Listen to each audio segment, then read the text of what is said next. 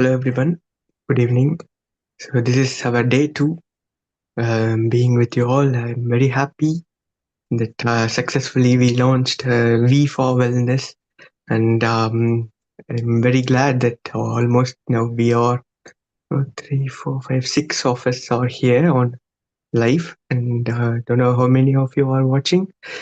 So yeah, we had our wonderful meditation, and then now it's time for us to go for the sharing. And today it's about Bhagavad Gita. And let me share my screen. So today it's going to be something that I wanted to try. So it's something that about energy, isn't it? Like whatever we are currently experiencing, it's all about energy. It doesn't matter like who you are and are you doing it correct or not. But what matters is, are you feeling happy and joyful when you do something? Then you have to do that. So I felt strongly that instead of only reading Bhagavad Gita, I want to also do in a way like how they sing. So let me try in that way and see.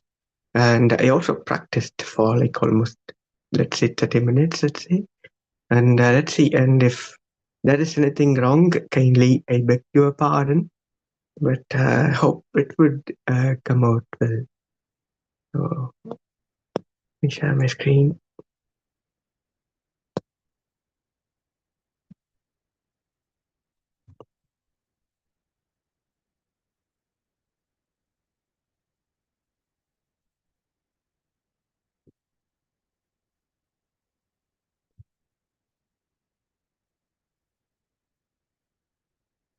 So this is something. Sorry. Before going into Bhagavad Gita, I want to also show you that this is coming from the book written by Patriji. So the Pyramid Spiritual Society Foundation.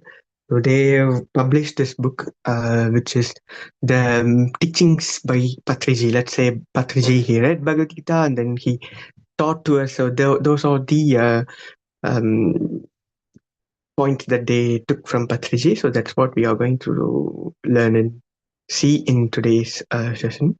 And let me again reshare the screen, and afterwards we'll get over maybe in some 20 minutes, and afterwards we will discuss.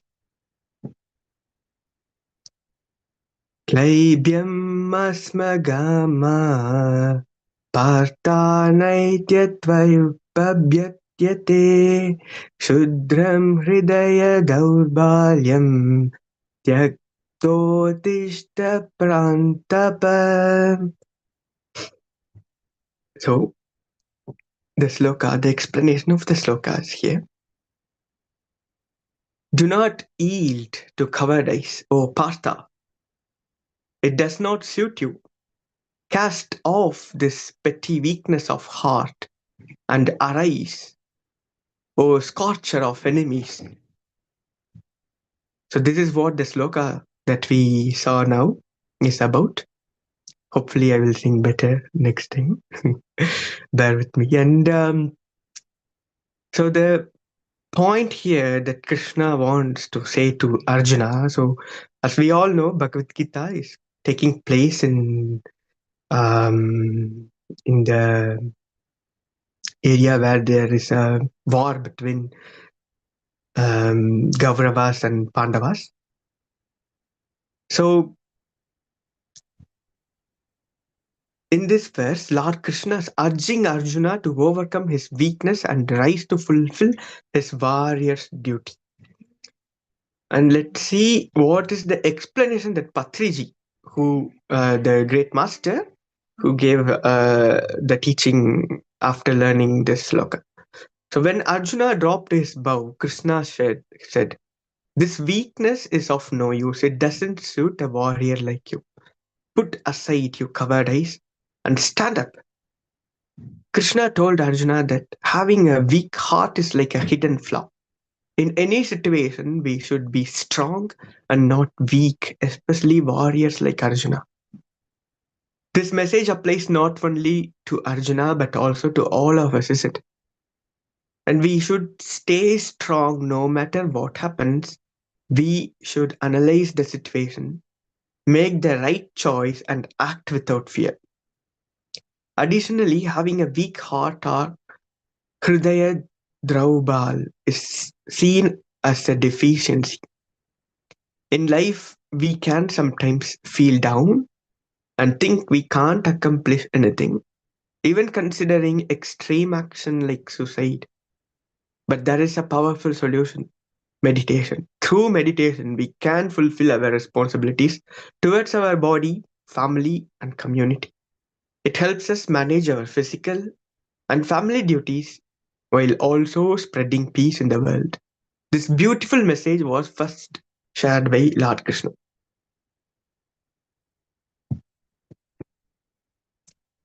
So, this particular sloka is about coming out of fear. It's not only to Arjuna, it is to all of us, those who want to live in this world, those rather than just living, but we all want to thrive, isn't it? So, no need of worry. Why we should not worry of anything? Because after all, if we are having this life, everything is given to us by the nature, isn't it? We own nothing. So, if that is the case, we were took care of this nature by this nature before we took birth, when we were in the womb of our mom. And now we are in this world, which will also be taken care by this mother nature, isn't it? So we just have to have the trust in this process. With this, we would definitely overcome our fear. And next sloka. Ashochan anvashocastvam pranyavadanscha bhashase gatasun agatasun chatya nanu shochanti pandita. So the fact or the reason why we have to do certain things supposed to be in the way, like let's say the Sanskrit sloka, when you try to sing or chant in the way how it is supposed to be, the energy itself is gonna benefit us in some different way, different aspect. So that's the reason I'm trying my best, and hope you would also get some inspiration out of this. And the explanation of the sloka: you grieve for those who should not be grieved for, yet you speak like a wise person. The truly wise do not grieve for the living or the dead.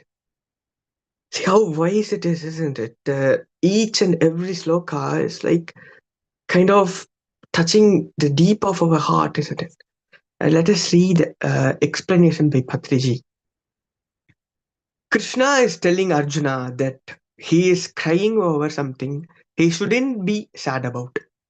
He is also pointing out that Arjuna is speaking wisely, but his actions and emotions don't match. It's contradictory to cry while talking about wisdom. You are crying over something you shouldn't and still talking about being wise. It is not appropriate. Can a non yogi speak wise words in front of a truly enlightened yogi? It is unlikely. A wise person does not grieve for those who have passed away or those who will eventually pass away, because everyone in this world will face death. So when someone is sad, it indicates a lack of mastery over their emotions. This verse emphasizes that crying in any circumstance reflects a lack of self awareness and wisdom. So here we need to be understanding that there is no death. If only there is gonna be something called death, then we have to be fearful of that.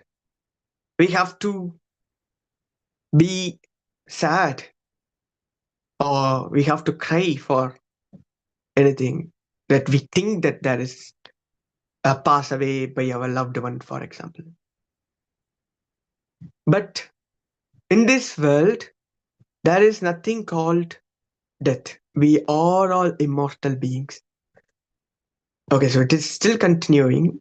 Someone who cries over thoughts like I am going to die or my mother is dying is not a scholar. If you don't cry because of death, how can you cry when someone scolds you or mistreats you? If you are upset about anything, it shows you lack mystery, mastery, and wisdom. First, become a yogi, someone who has mastered their mind. Close your mouth, close your eyes, and meditate.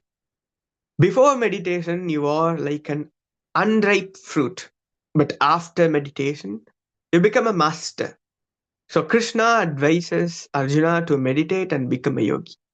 In essence, Krishna is highlighting the contradiction in Arjuna's behavior, where he is grieving while trying to speak wisely.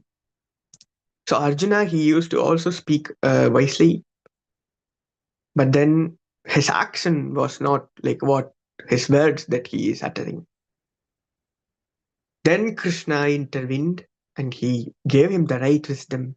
We need to act of what we think and what we say.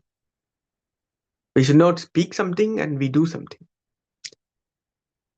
So if we truly believe in the fact that there is no death, why do we need to have the fear? There is no reason we need to be afraid of death, as we are all immortal. And through meditation, we can understand that we are immortal. And that is what Patriji is insisting upon again and again. When you meditate, you understand that you are not this body or the mind, but you are the soul. By witnessing that, you would understand, you would come out of all the misery in your life.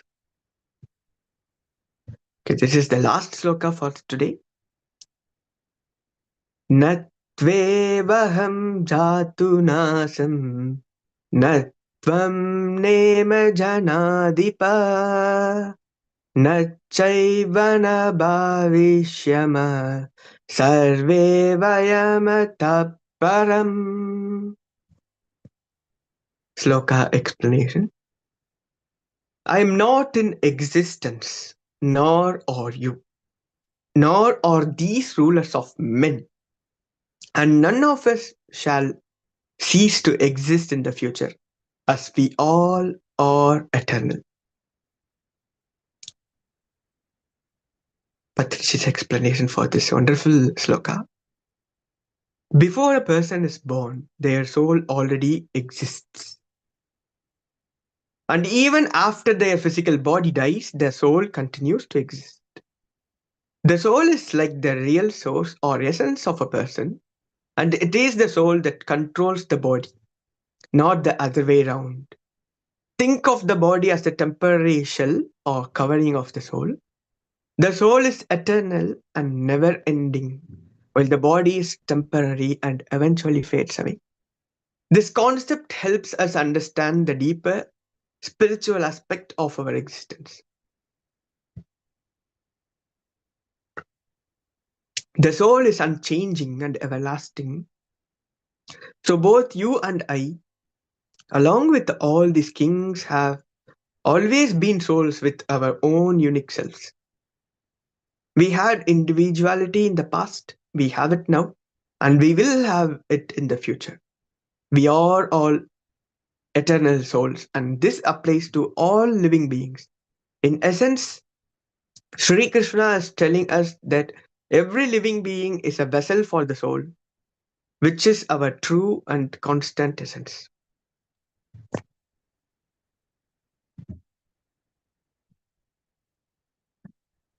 So, yes, guys, that is for today. And I think today we mainly focused on why we should not have fear in our life, because the very life that we have currently is a gift. And if the gift is taken away by the person who also gave us the gift, why to be arrogant and not giving it back to them, isn't it? So nothing is in our control. We all know that, and we are all interconnected, and we all will exist, come what may. There is no death. We existed, we exist, and we will exist. That's what Krishna is suggesting. And to understand that, we meditate. We meditate to witness our soul, the Atman. So with this, I conclude. If you want to share anything, feel free to share. Could be anything. Yeah. Thank you.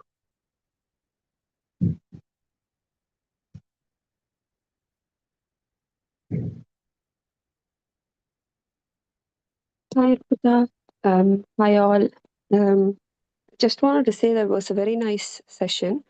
Really like the way you chanted the sloka. Um, though obviously I'm not going to understand anything in Sanskrit, anyways.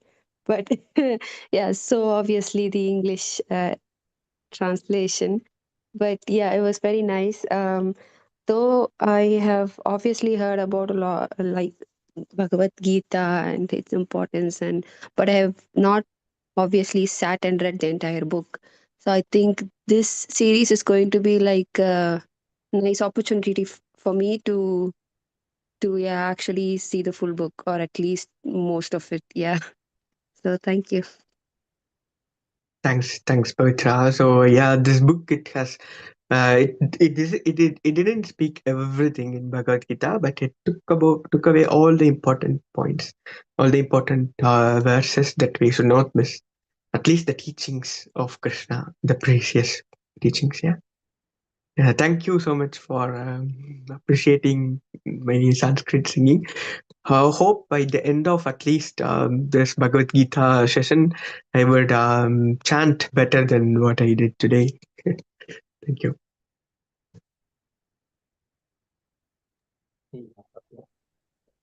It is a nice effort. You try to sing Bhagavad Gita for the first time, I believe.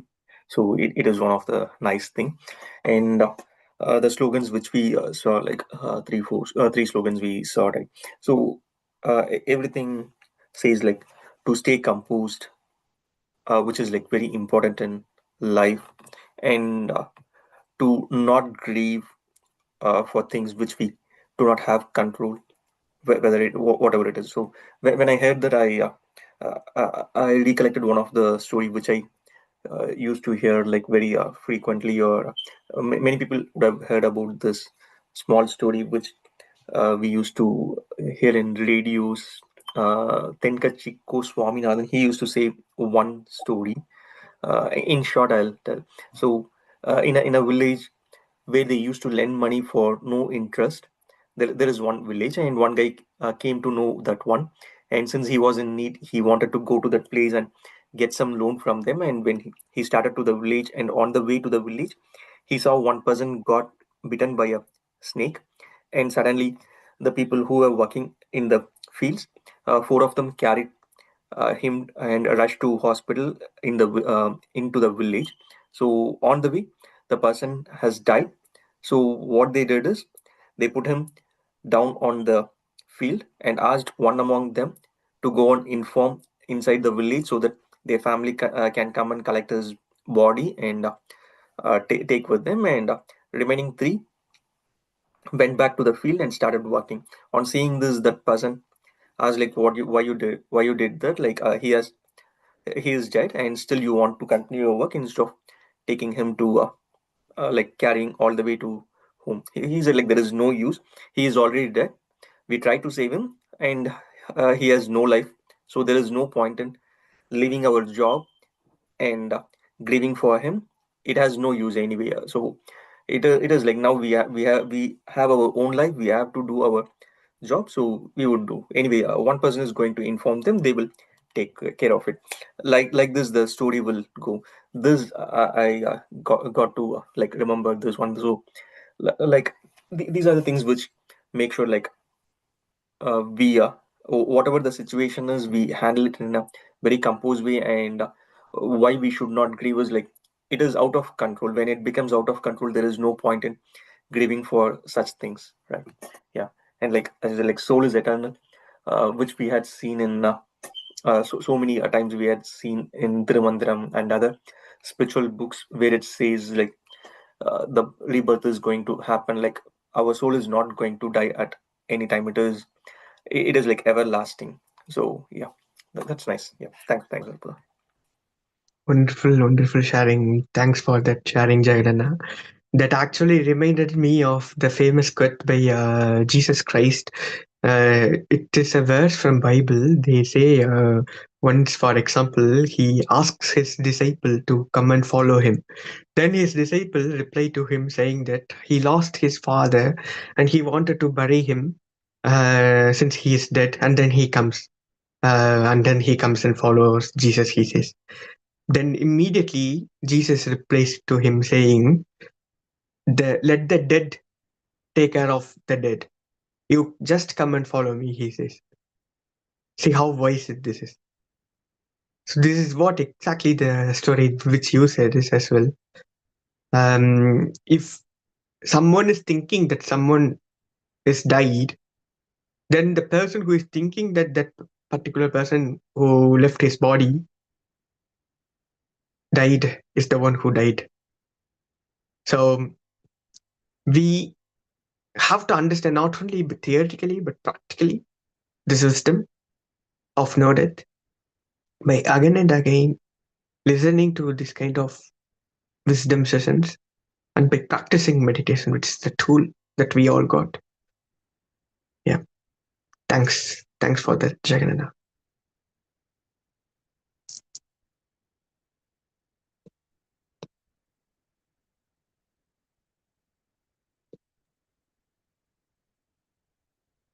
Very nice session, Arputha. So by the end of the session, we'll see singer Arputha. Arputha becomes Arpudhamana singer. Very nice. He's Hopefully. very good attempt, and it's difficult sometimes to pronounce the Sanskrit words. So you managed it really well. Well done. Excellent.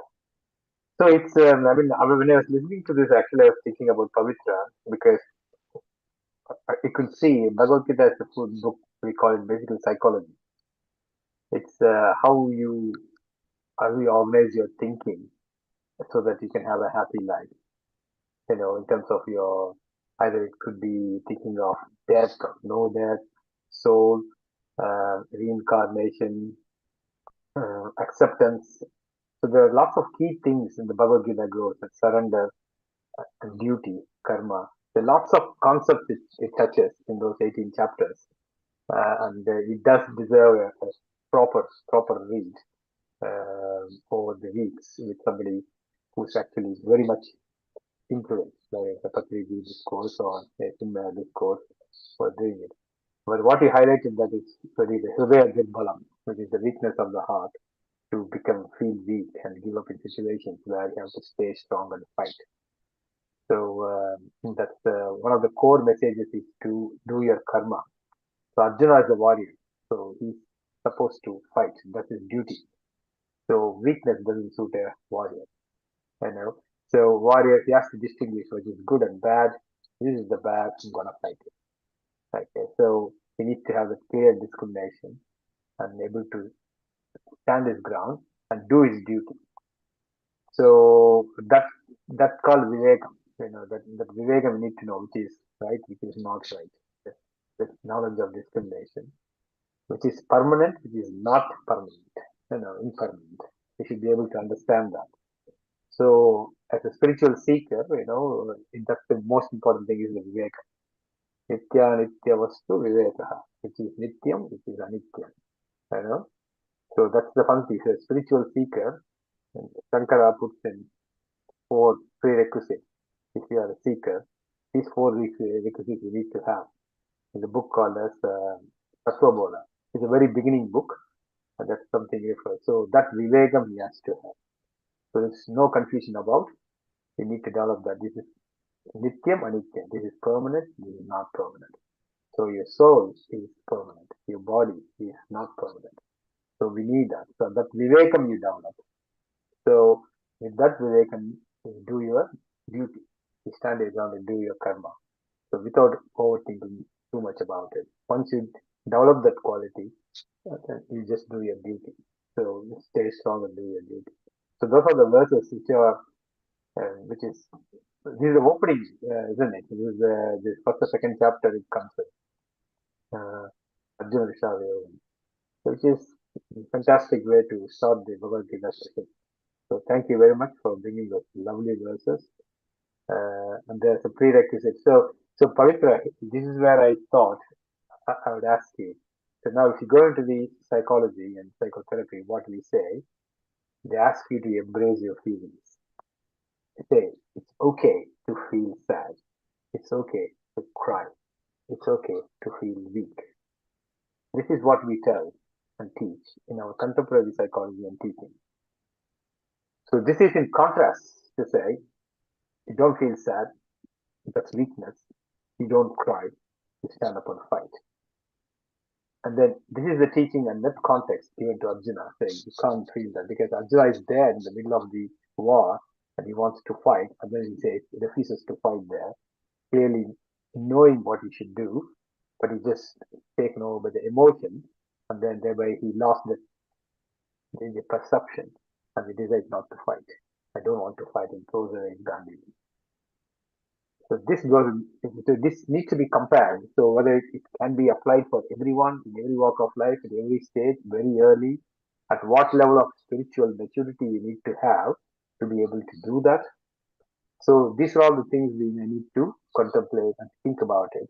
And if a psychology perspective, if somebody comes and says that to you, Pavitra, you won't say, come on, this is your heart weakness. You stand up and you fight. There's no death. None of those things are going to help. So how does it fit in with our contemporary belief and how we conduct ourselves and how you like to treat ourselves, advise other people who are in a similar situation? That is something we may have to think about. So just give a little bit more deep thinking. Yes, it's not. It is our Bible, Gita, but what is it saying? What is its context, and how does it apply to our current contemporary world? That's something we may have to reflect. So through the course of time, I would like our psychologists to show her wisdom and share what we are thinking currently and what's being told and how we can marry this both. But excellent session overall. Very, very thought provoking. It just made me think. Okay, this is what we are doing. This is what we're going to do. Is it appropriate to do so? How am I going to explain this to my daughter? That's the thing in my mind. So good. Thank you. I stop there. Thank you so much, Veera sir. Uh, let it be Tamil session. You also know the Tirumandram versus everything. Let it be Sanskrit. Again, you are quoting many Sanskrit shlokas. So you are an all-rounder. We could see that. We are so very fortunate to have a wonderful being like you with this. That's what I could say. Like with all your intellect, let it be this physical perspective or the spiritual everywhere. You have a profound wisdom. So yeah, uh, be with us and keep throwing your wisdom every day. My pleasure. Few glimpses I learned when I was young by listening to various people. But true thinking is what is going to liberate you. So that ability to think for ourselves, which is a big heart, contemplate. And this is probably what you think in your meditation. So what your mind goes through, what you're going to think, what you reflect, how are you going to organize your thoughts, and that's the challenge. So the challenge is in being in the stillness, try to seek the clarity. It's interesting. Thank you. But my pleasure being here. I hope I could join more often. Thank you. Yeah, thank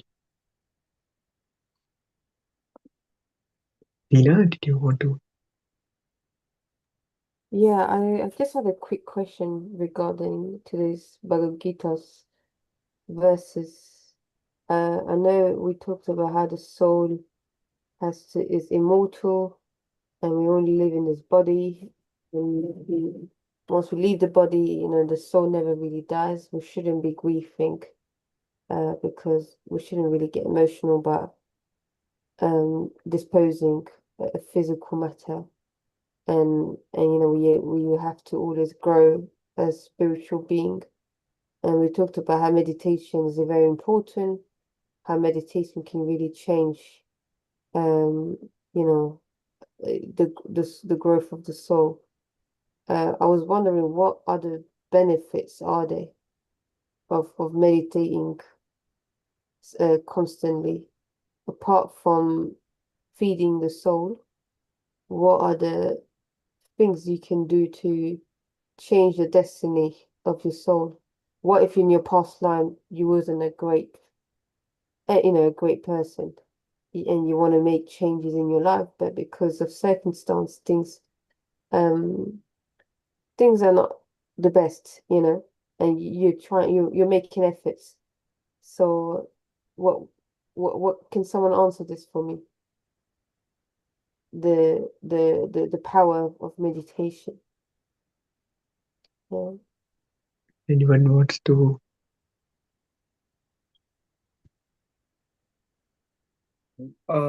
Yeah. So, which or like what I have gone through, or like what I had been taught with meditation is, Mm. one is like we have like so many regrets or so many past, which we keep on thinking those things, and we do not concentrate, or we do not live in the present moment. We accumulate things in the past, and what we do is we tend to justify, or we tend to think like, if the same thing happens again, I would handle it in a different way in the future. So this is what we do. Either we regret, or we try to justify, and we try to do things, or we try to imagine that I would handle it in a different way. I would have been done it in a different way, which never going to happen, or which may or may not happen. So this is what we keep on doing. This is kind of a rotational thing, or this is kind of a cyclic pattern which we get involved into. So to cut down this cyclic pattern, so we have to uh, what we have to do is like, those past memories, or those uh, past or future things, we have to bring it to the surface level. And since we if we try to forget things, or we try to suppress those things, we may not suppress it actually, because those memories cannot be suppressed by just forgetting that, or doing something like that. So when we bring all those memories to the surface level, and we say it has happened, we do not have control over it, I understand that. So these kind of things, when we try to do it through meditation, so this is the process which we are going keep on doing through meditation, where we bring all those memories to the surface level, and day by day, when it happens, at one point of time, either we we agree, or we feel like, yeah, that is okay, it is what it is.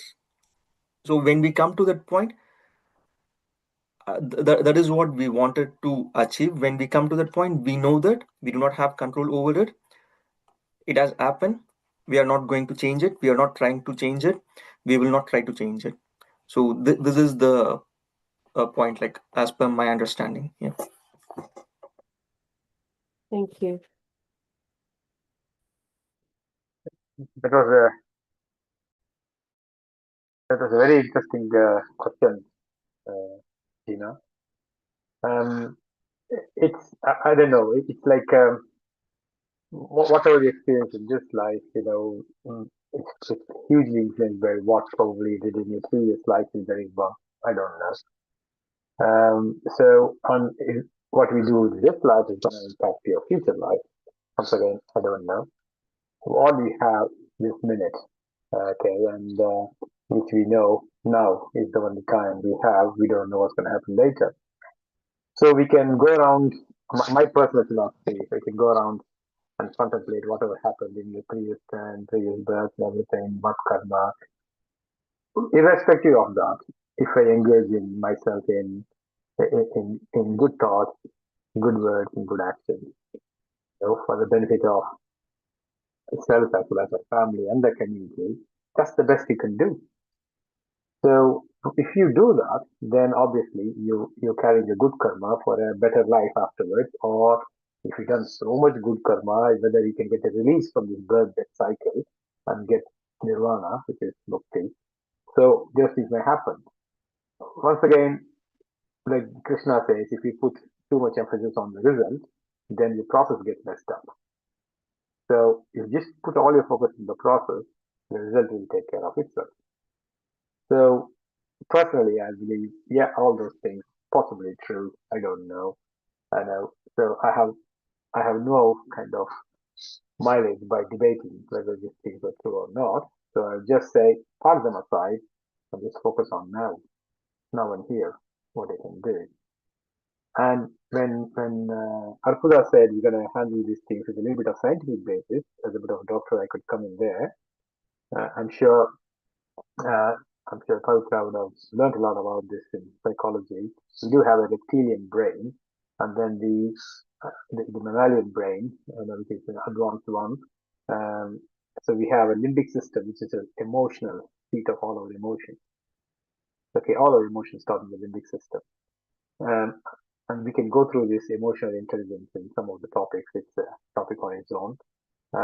That's other thing I did in this last few months for the workshop on emotional intelligence.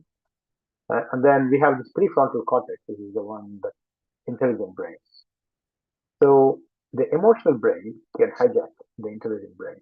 That's why we get emotional and make stupid decisions, say stupid things, and then and it makes us appear silly.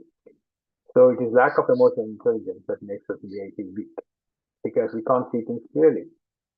So meditation, it calms this reptilian brain, calms this emotional center, so that your intelligent brain can think and process the information, and you can come to a better conclusion and action.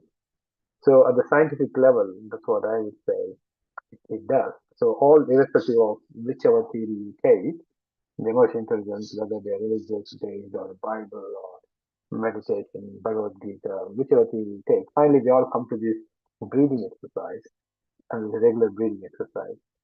Um, and that calms your reptilian brain so that you get the clarity of thought. So that's what I'm thinking. Yes, you can focus on the soul and everything, but if you're doing well now, that will take you to a better place. Yes, that's probably my reflection on it.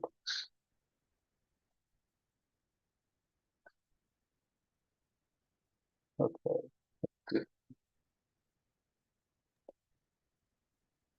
Hi. Thank you, everyone. So since Veera sir has said a lot of things, I have to definitely now say something. So I'm not going to go on the biology because he has already said uh, almost everything he has covered.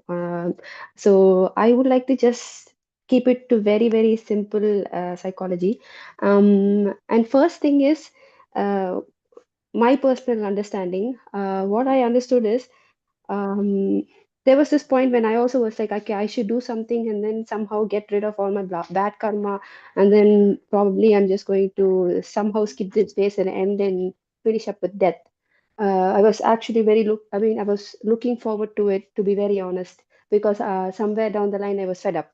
But the truth is, if you really read through the books on spirituality and rebirth and reincarnation, you understand that with Earth, it's not the end. If you finish Earth, you're going to go to some other planet, and it's going to go on. And nobody really knows where it ends. And by the time you end, you don't even know how many centuries or millennia you would have crossed. So, um, that's where at another point I came to a realization where it doesn't make sense. If I'm just going to keep on going forever, where does it end? So that was one side. So coming back to the point, I would just say, like he said, let's be in the reality, because we don't know when the future is going to end. We don't know how much mistakes we have done in the past. The truth is, if we feel that in the past maybe we have killed somebody, or maybe we have been a horrible person to somebody, the truth is, every single soul, which means even the best person you're seeing in front of you, even the worst person or the criminal that you're seeing in front of you today in your real life, everybody are going to go through the same cycle. If one person kills and comes into the next life, one person would have horribly treated their wife or somebody and come into the next life. The truth is, everybody have to follow that cycle of karma, and that's how they go up. So first of all, I would say, please don't feel that you are a horrible person or you have done something very bad in your past life, and that's the karma that's tormenting you. Because people who are near you, people you are seeing who are smiling and they're happy, everybody has faced the same thing. So nobody is above you and nobody is below you. That is one I would like to say. And second is, um, like Veera sir said, what I would say is, breaking that thought pattern.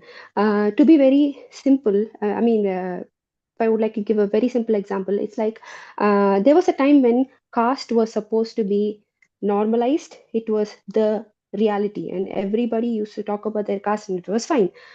Today, we say caste is bad, but we still identify ourselves with the country and we say, "Oh, I am Indian and I am proud of it." The truth is, you were never an Indian. In your past life, you were an Egyptian. Who knows in your next life you will be what? Maybe you won't even be on Earth, or you are in some other planet. So you never belong to the country. So everything that you believe in never existed in the first place. So, this is what meditation is going to give you. This clarity is what meditation is going to give you. It's going to break your thought pattern. It is going to give you that. The thing is, when you go to a psychologist, he is going to help you break your thought process. Mostly, it's going to be negative thought process. Like, some things we will have in our mind saying, these are called cognitive processes. Okay, so you'll think, I'm a horrible person. I have been very bad. I don't have the ability to make money. These are some primitive things we might have about ourselves. And towards a couple of sessions with the psychiatrist, he's going to give you that understanding that this is not you. But when you do meditation, when you're going to bring your body to that calm state, you are going to calm your brain process down. You're going to calm down every process in your body. It's going to give you that ability to think with clarity, that this is not you and you are something else, and these are just your thoughts that you have defined by yourself.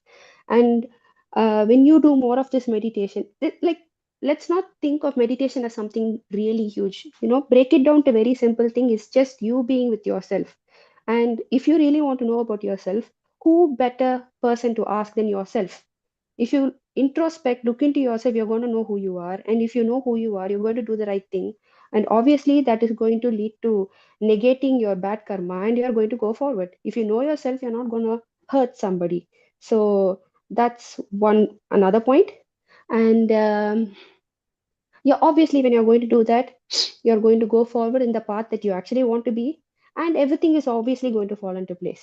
So in conclusion, just don't think too much about anything.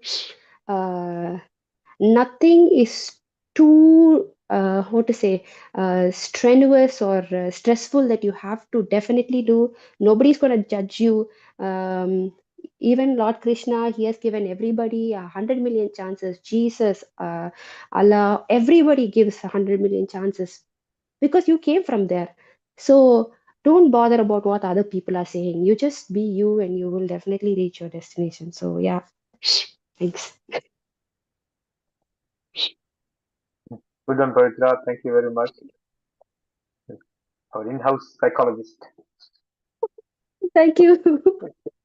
Very good. That's good. Right. I Not think we sure. all start. Thank you. That was very useful, Pavitra. Thank you. Thank you.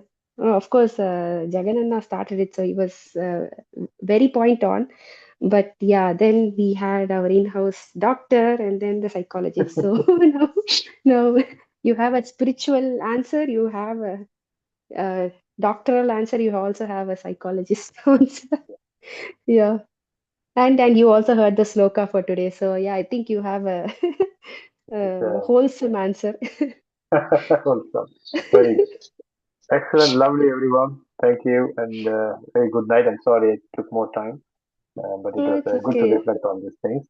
And I will Yeah. catch up with you probably sometime later, probably tomorrow, maybe later this week or early next week. Okay. Thank you, and Sure, sure.